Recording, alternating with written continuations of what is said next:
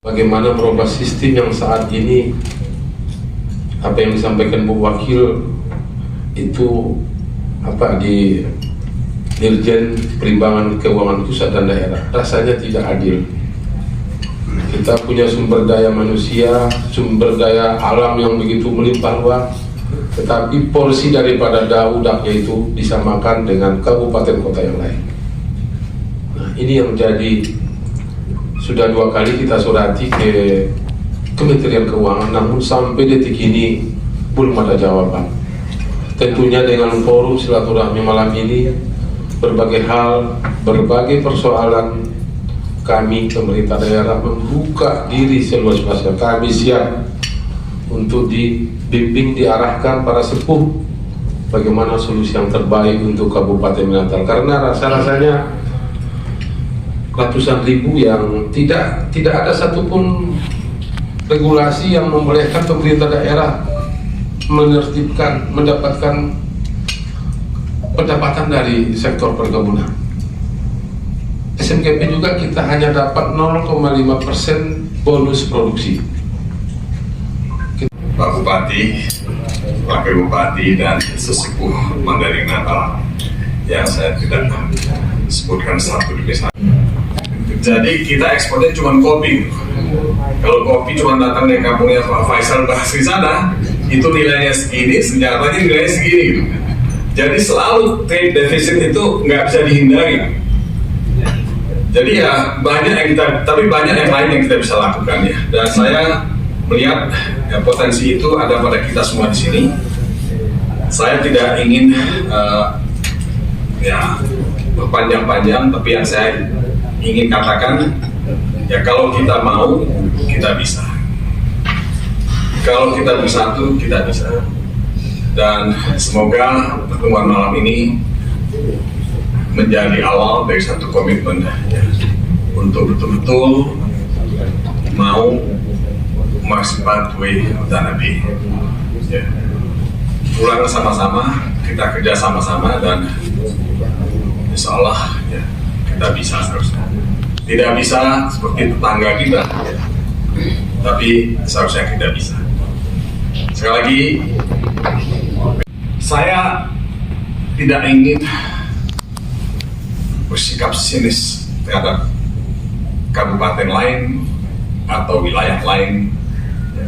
Karena memang ada daerah yang majunya luar biasa, tapi kok melihat Mandarin Natal yang punya potensi begitu banyak, begitu luar biasa, tapi kok kita ketinggalan jauh. Padahal apa yang kurang di Mandarin Natal? Sumber daya alam, sumber daya manusia, kita tidak kalah. Kita punya semuanya. Tapi what's wrong with the kabupaten misalnya? Kenapa kok kita selalu ketinggalan? Nah ini yang selalu menggoda dan mengganggu kita. Dalam keterbatasan kita semua, Pak Dahmin, Pak Saud, Pak Mulia, Pak Asak, dan yang lain-lain semua, Pak Saifullah, dan kita ini berusaha untuk mencoba melakukan apa yang kita bisa lakukan. Tadi oleh Bupati sudah disebutkan pembangunan bandara udara, airport yang insya Allah bisa selesai pada tahun 2023. Nah mudah-mudahan semua kita bisa lebih banyak pulang kampung kalau airport itu selesai. Kita nggak usah dari Medan lagi, tidak usah dari Padang. Pak Nasution juga pasti mau pulang kalau bandara ini selesai. Jadi itu satu hal ya, yang kita sudah mulai beberapa tahun yang lalu. Ya, saya masih ingat misalnya ketemu dengan Menteri Perhubungan ya, untuk membahas ya, membicarakan proyek ini, dan juga Menteri PUPR waktu itu, dan berhasil ya menggolkan ini, dan mudah-mudahan ya kita bisa lakukan untuk proyek-proyek yang lain. Tadi apa namanya, universitas ya, pendidikan tinggi kita ya, yang kita sudah punya ya. Pembangunan pasar kalau saya nggak salah. Nah tentu ini hanya sebagian dari upaya kita untuk meningkatkan harkat dan martabat ya, Mandailing Natal, ya, manusia-manusianya untuk bisa kompetitif. Saya pribadi ya ingin juga appeal kepada kita semua, jangan just for the sake of developing the region, kita menerima dan melakukan apa saja gitu. Karena kita juga sedang dalam satu dunia yang sedang berubah, dunia yang sedang mengalami transisi. Kita banyak sekali ya perkebunan kelapa sawit di sana. Saya tidak anti ya kelapa sawit, tapi waktunya sudah berubah untuk juga ikut dalam transisi energi yang sedang terjadi sekarang ini. Karena itu saya sangat getol, misalnya saya dengan Irwan Daulay berapa kali komunikasi ya, apa bisa kita coba menggagas dan menginisiasi pembangunan beberapa hydropower projects di Tapanuli Selatan, di Madinah. Dan potensi itu ada gitu, karena dulu sebetulnya sudah ada semacam apa ya, beberapa lokasi di mana ada potensi hydropower projects. Dan kebetulan karena saya berada di Norwegia dan di Islandia, itu banyak sekali minat untuk masuk menanamkan modalnya ya, untuk hydropower projects dan geothermal. Ya. Nah, saya sendiri sudah membawa beberapa ke sini. Nah, saya juga mempertemukan mereka dengan beberapa pihak, termasuk beberapa menteri di sini. Tapi memang ya kita memang belum siap untuk itu. Saya baru saja menerima 5 berkas dari saudara Irwan Daulay, 5 potensi hydropower projects di Mandailing Natal. 1 itu dekat Siabu kalau saya nggak salah, ya. Itu potensinya 150 megawatt. Kemudian ada 1 lagi proyek yang potensinya 40 megawatt. Ada yang skala kecil, yang 7 megawatt, 9 megawatt, dan 15 megawatt. Nah, saya tidak mimpi, tidak terlalu punya ekspektasi yang berlebihan kita akan dapat semua. Tapi kalau dapat 1 atau 2 saja dalam periode ini juga sudah satu hal yang sangat banyak manfaatnya buat kita semua. Nah, kita punya Pak Azhar Lubis di sini yang berinteraksi terus-menerus dengan investor asing. Masalahnya memang adalah, nah ini teman-teman yang di bisnis atau sudah di bisnis akan tahu bahwa setiap pembangunan proyek semacam ini bottleneck-nya itu ada pada PLN. Karena ketika kita mesti tanda tangan PPA, kita mesti negosiasi PPA, di situ macetnya kepanjangan. Jadi ini yang memang akan bisa bantu bupatinya, ya. Jadi buat kita itu yang jadi pegangan kita ke depannya. Nah, oleh sebab itu, kalau saya pribadi, saya kan juga yang lain-lain sesepuh Mandailing Natal di sini, itu tidak membeda-bedakan ya, siapa bupatinya. Bupati yang dulu juga kita dukung, bupati yang sekarang juga kita dukung sejauh komitmennya sama.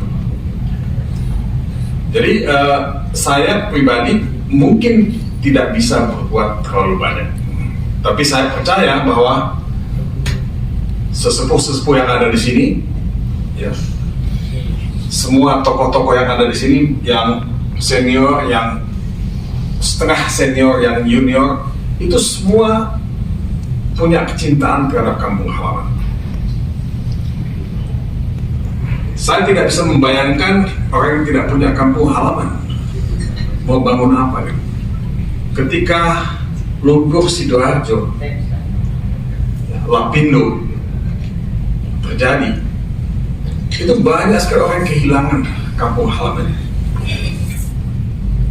kehilangan masa lalunya, kehilangan peradaban masa lalu yang dia punya.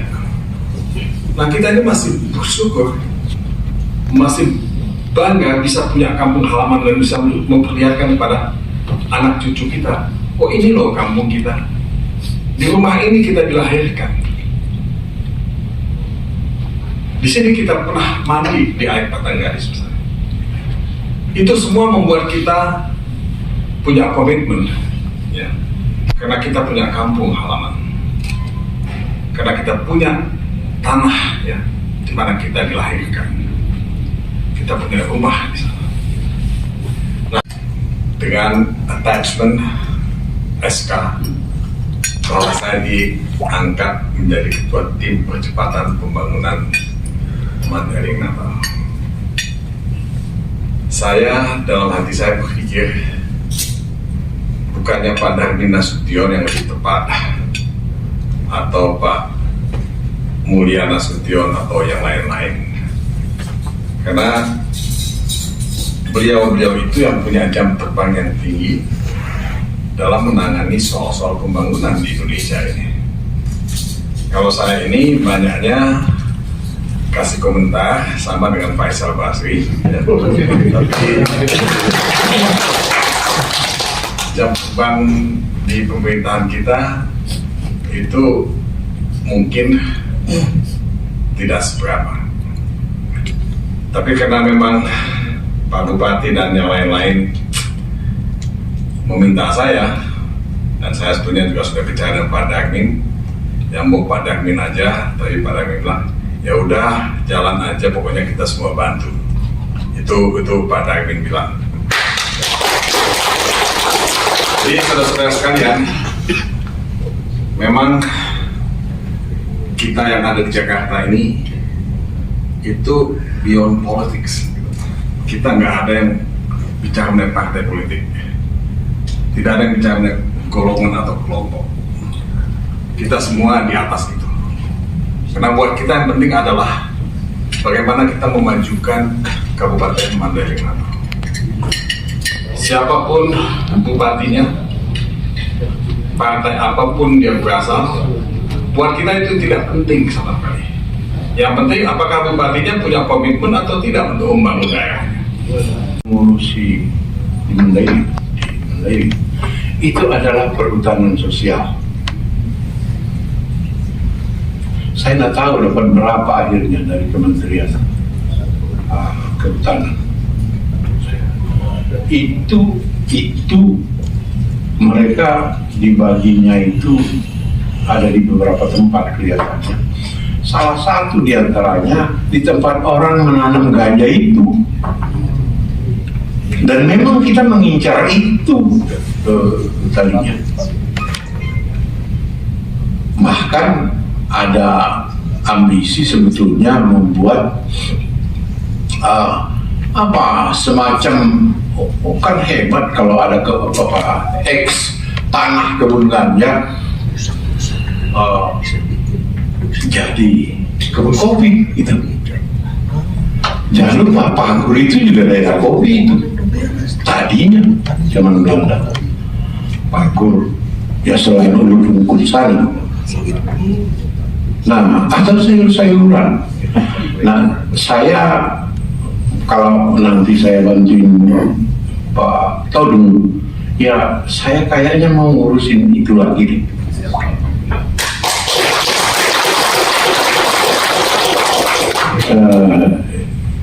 Supaya apa? Nanam kopi, nanam sayur, nanam apa gitu. Karena itu di ketinggian nih, Panggur.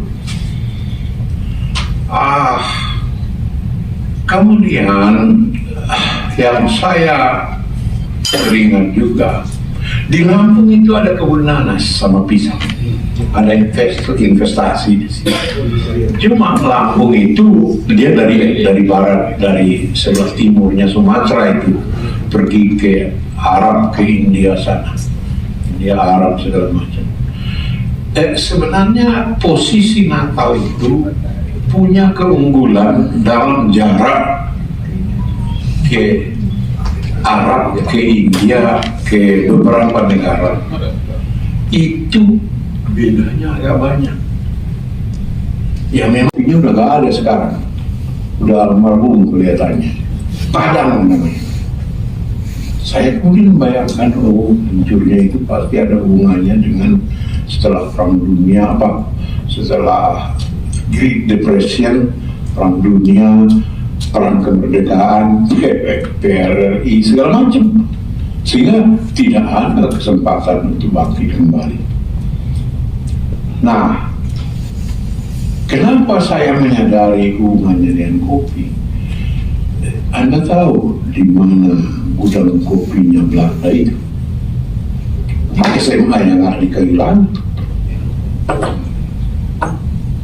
Di situ dia tempatnya. Karena dia mengekspornya lewat Natal, bukan lewat Pekanbaru atau Medan, lewat Natal. Nah, ya bukan karena baik sekali si Belanda itu membawa Willem Iskandar sekolah, uang kopinya itu banyak juga hasilnya gitu. Nah, tahu, dan saya kan dari Magang, mana Kayu Laut itu dekat sekali kampung saya, Jembatan Merah, Kayu Laut. Tapi saya jarang itu ke sana, apalagi ke Natal. Saya baru ke Natal pada waktu mungkin 6-7 tahun yang lalu. Ya. Saya surprise juga tari-tarian garis-garis di sana itu topinya itu kayak topi Portugis juga kelihatannya. Ya. Dan katanya memang di dunia ini ada 3 kota, walaupun ini kota yang satu ini kecil sekali, yang namanya Natal. Satu di Amerika Latin, satu di Afrika, satu di Mandailing.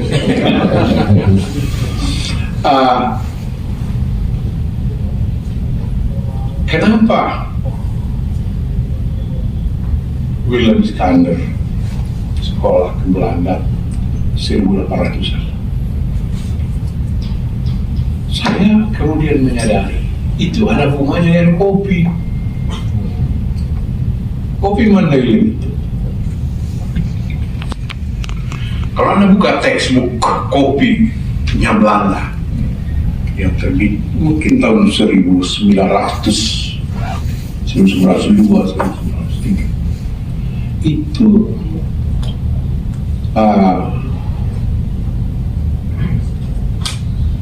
kopi terenak di dunia loh. Gak main-main itu orang-orang Belanda.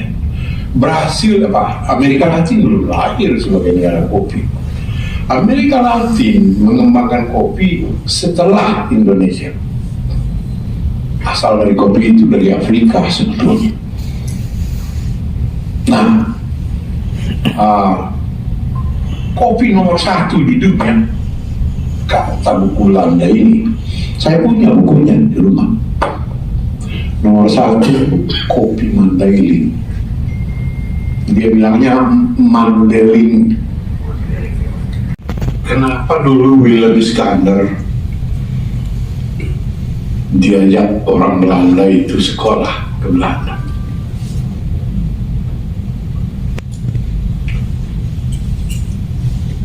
Saya kemudian paham bahwa jangan lupa itu 18 berapa itu, dari Jawa aja mungkin belum ada orang sekolah ke Belanda. Setelah politik etis, orang-orang diajak dikirim sekolah dari Jawa, tapi dari Mandailing sudah ada orang sekolah ke Belanda. Yang kita waktu SD kelas 1, kelas 2, kelas 3 itu buku pegangan itu yang namanya si bulus-bulus, si rubuk-rubuk, Mulau Tindo Tingun Bania, Widama, Basang Gadis, Mangelduk-elduk dalam niat, Atir Hamun, Yor Barbaris. Nah,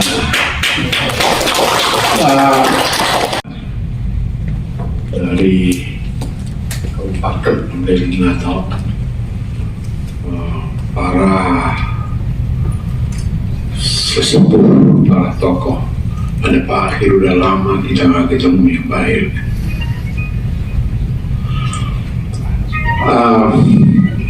Ya sebenarnya buat kita yang di rantau ini rumusnya satu saja, Pak Bupati dan Ibu Wakil Bupati. Benar mau mengurusi Mandailing Natal enggak? Kalau mau, ya kita bantu. Tapi kalau mau bermain-main ya kita mohon maaf saja lah ya. Jadi ukurannya sederhana ya. Nah tadi Pak Mulia ngomongnya udah infrastruktur dulu ya.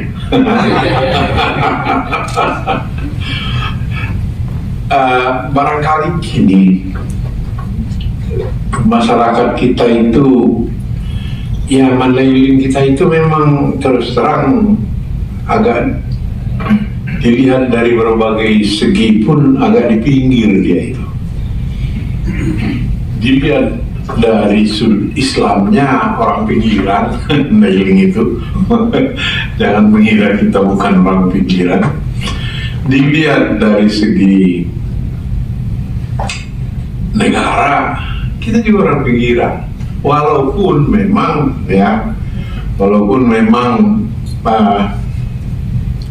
orang dari Sumatera biasanya ngomongnya tinggi, ngomongnya tinggi. Pokoknya kalau udah duduk di warung, di lopo, sudah habis semua dibahas. Negara ini, bahkan dunia ini pun dibahas habis-habisan. Jadi saya ingat dulu waktu kecil, waktu SMP. Panggil, hei, kau sini om. Datang. Coba baca. Rupanya ada berita di koran ini koran lama kan. Jadi baca, habis itu sibuk mereka berdiskusi mengenai topik kita. Hebat memang orang Mandailing. Kemudian juga dari Anggi Saud Usman sudah sangat lengkap sebenarnya ya. Jadi pesan harapan yang disampaikan oleh katakanlah para sesepuh tokoh-tokoh yang ada di perantauan, khususnya yang tinggal di Jabodetabek ini. Dan sesudah saya barangkali masih akan ada nanti. Dan yang sangat penting dari Pak Faisal Batubara itu jangan sampai tidak ada itu nanti pandangan-pandangan untuk kemajuan kampung kita. Saya sebelum pandemi cukup sering pulang kampung, paling tidak 3 kali, 4 kali. Tapi selama 2 tahun ya kita nggak bisa pulang, saya kira. Kecuali Pak Saud ya, kelihatannya Covid juga takut sama Pak Saud, jadi juga bisa sering ke sana gitu ya. Saya kira kunci ya kita memajukan pembangunan di daerah kita adalah kolaborasi ya. Potensi yang dimiliki oleh daerah kita sangat besar. Walaupun kita secara geografis disampaikan oleh Bang Darwin tadi berada di pinggiran Indonesia. Walaupun Belanda tersesat juga itu ke pinggiran Indonesia, terbawa perang Badri ya. Atau memang mengincar mengetahui ada Ada Mas di sana barangkali ya, selain kopi gitu. SKPD di beberapa departemen atau beberapa bidang yang nantinya siap untuk memaparkan. Waktu itu karena saya masih menjabat sebagai Wakabarisrim, saya masih bisa mengundang sekjen kementerian. Sehingga saya ada 6 sekjen kementerian yang nantinya waktu itu bisa membantu kita.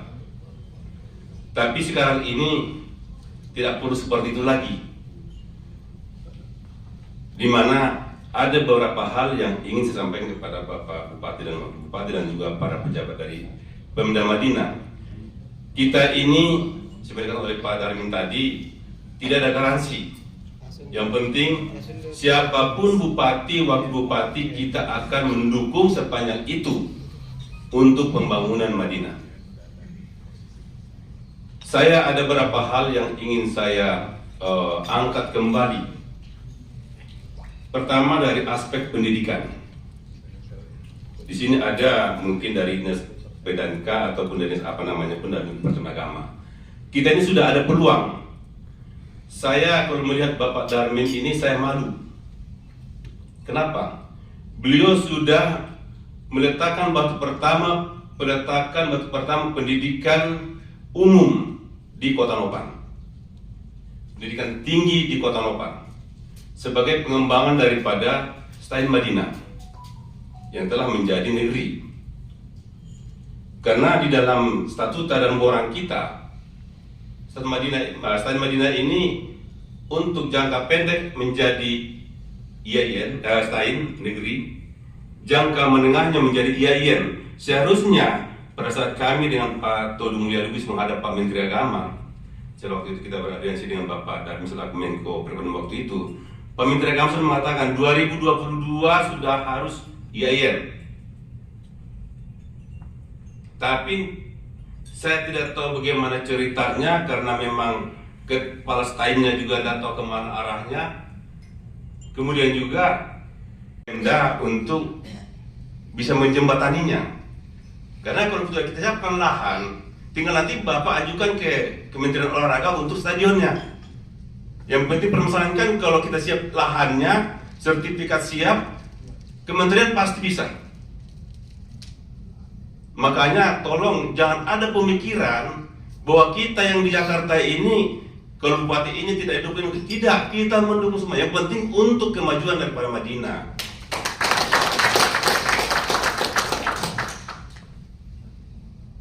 Kemudian juga ada permasalahan yang mendasar di sana. Sebetulnya kita potensial sekali.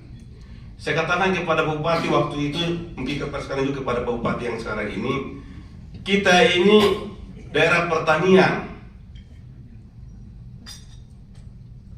Kita ikut-ikutan. Cobalah.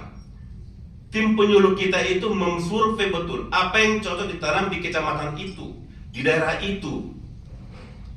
Contoh misalnya di daerah kami, di Lumandolo.